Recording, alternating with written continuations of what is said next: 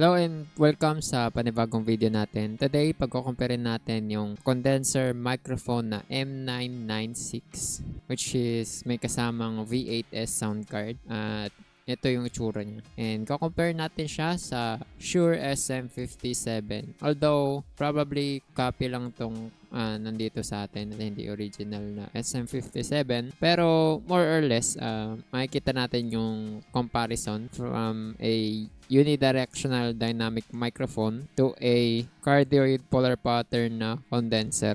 So, compare na natin, no? So, unang-una, itong gamit ko ay yung Shure SM57. But currently, may mga filters na naka-on dito sa mic natin. So, turn off lang natin. So, turn off natin isa-isa. Una sa lahat, turn off natin yung 3-band equalizer. So, may iba yung tunog nito pag enough natin yung 3-band equalizer. So, ito yung Shure SM57. Again, this is Shure SM57. And then, we'll be removing the limiter. So, gato na yung tunog niya. Okay. And then, last one is the noise suppression. So, tatlo lang filter meron tayo, no? The Speaks or SPX noise suppression. So, let's turn this off. So, ito yung sound niya pag walang noise suppression, no? So, kung mapapansin natin, pag tumahimik tayo, so, siguro tahimik muna tayo ng mga ilang segundo at parinig natin yung noise floor nitong Shure SM57.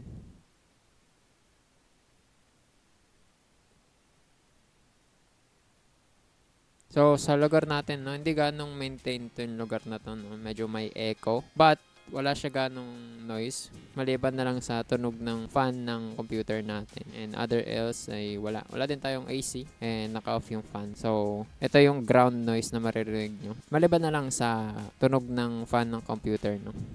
So, again, this is Shure SM57. Ngayon, lilipat tayo sa may condenser microphone natin na M996. So, yung tatak nito is Bonkyo. But, madami din nagpo-produce nito na ibang brand. Ang importante dito is yung model. Parang siya, upgraded version ng BM800. So, madami siyang producer bukod sa Bonkyo.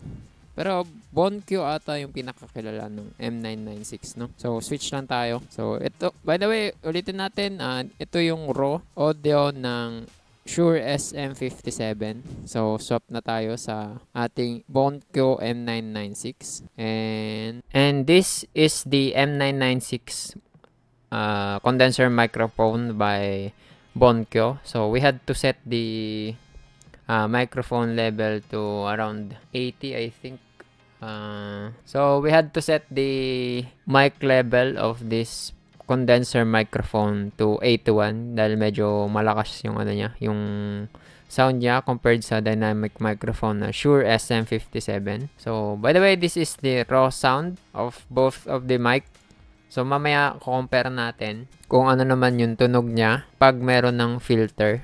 So pag tatapatin natin yung dalawa. And yung connection ng parehong mic ay pinapadaan natin sa phantom power. Although hindi need ng Shure SM57 or marahil need, but for to remove the factors that are different for each mic, kinabit na din natin yung Shure SM57 sa phantom power. And ito yung sound ng M996 condenser microphone. So again, this is the Bonkyo M996 microphone.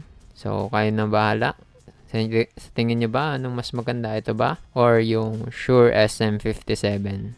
This is the raw sound of M996 condenser microphone. Now, babalik tayo sa Shure SM57 and medyo nagpipik tayo, no? Babalik tayo sa Shure SM57 and apply na natin ulit yung filters na gamit natin. So, hindi siya ganun ka-advanced na filter, no? Dito lang siya sa OBS. Sakto lang, pang linis lang. So, balik tayo ulit. And, okay, we're back with the Shure SM57 but with filter this time. So, this is the sound of Shure SM57 with the filters of noise suppression, limiter, and the EQ. So, ganito yung tunog niya pag merong EQ and merong noise suppression. Although yung limiter is di naman gaano nakaka-apekto sa sound. Bukod na lang sa peaks, no? So, ito yan. Again, this is Shure SM57 with filters. So, pabalik-balik lang tayo sa ating mga mic. Compare natin ulit. Punta naman tayo sa M996. Okay, this is the M996 with the filters that we have. So, hindi din natin ganong ginalaw.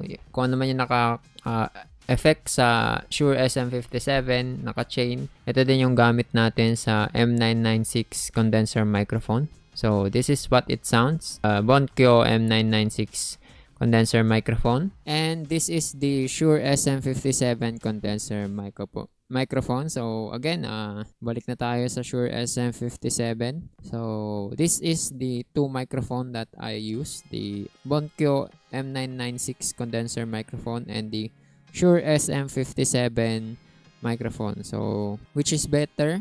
Depende sa gumagamit, no? And depende sa lugar na paggagamitan. So, ang kagandahan sa mga dynamic microphone is hindi maririnig yung background noise. So, ngayon na naka-on yung filter natin, syempre, noise suppression and 3-band EQ. Ngunit ang pinagkaiba nila is yung direction ng kinukuha nilang sound.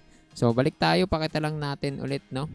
This is the sound of the Shure SM57 without the noise suppression. So, siguro kahit i-on na din natin yung 3-band EQ. Yan. Tapos, parinig lang natin saglit sa inyo yung tunog ng background. So, on natin yung fan dito sa siguro mga 1.5 meters away from the mic and sa side banda.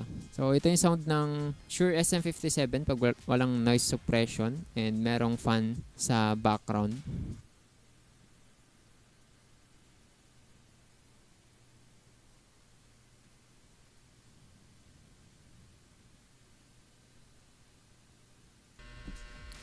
Ito naman yung sound ng Bonkyo M996 condenser microphone pag walang noise suppression at merong fan sa background, no? Again, same position lang siya, 1.5 meters away from the mic. So, this is how it sounds.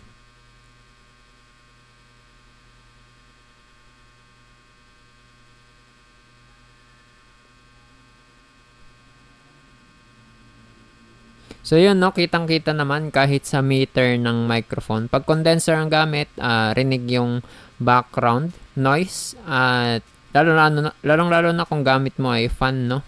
Wala kayong AC. And especially kung marami pang maiingay na background, rinig na rinig yung sound sa paligid mo. Kung gamit mo ay condenser microphone tulad nitong Bonkyo M996. Although, kung i-compare mo, mas mataas naman mas detalyado naman itong condenser microphone compared sa dynamic microphone, which is, in this case, is this Shure SM57, no? Pero kung pagkukumparahin, mas maganda yung tunog ng M996 condenser microphone. So, what's the conclusion for this video? And what do we learn from here? Anong mas okay? Depende pa rin kung ano yung purpose mo. Kung gusto mo mag-record ng detalyado na sound, you can always use a condenser microphone. This is a go-to if you want a studio quality sound, especially sa mga nagre-recording dyan sa instrument and ganyan na din sa may boses natin, no? So, detailed yung quality paggamit natin ang condenser microphone. But, if you have a poorly treated environment or a room na medyo maingay yung background, in my own opinion, you should just be using dynamic microphone like the Shure SM57, since the Shure SM57 doesn't pick up background noise. Although, pag dynamic microphone nga, as we have already said, medyo mababawasan yung quality ng boses natin. But, we won't be picking up any noise from the background natin, no?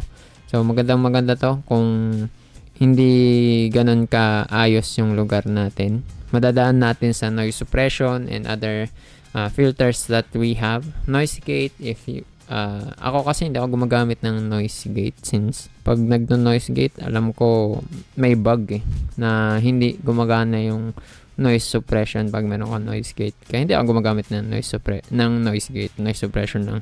But all things said, both mic is okay.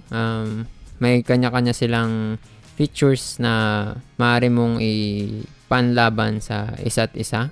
Depende lang kung saan mo paggagamitan. So, this is the comparison of Shure SM57 and the M996 condenser microphone. Again, dynamic microphone yung Shure SM57, and this one, the M996 condenser microphone, is a condenser microphone. And this is how both of them sounds. Pro and with filters. If ever gusto nyo bumili ng SM57 dynamic microphone or the M996 condenser microphone, I'll drop a link below sa my description, or you can just search it on the Shopee or Lazada.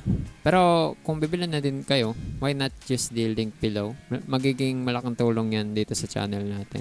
So kung gusto mo tong video na to and gusto mong mag-request ng iba pang i-review natin or any other contents, be sure to comment down below. Don't forget to like and subscribe to our channel. We'll be doing more of these contents on this channel, so be sure to subscribe and hit the bell button, and see you guys on the next vid.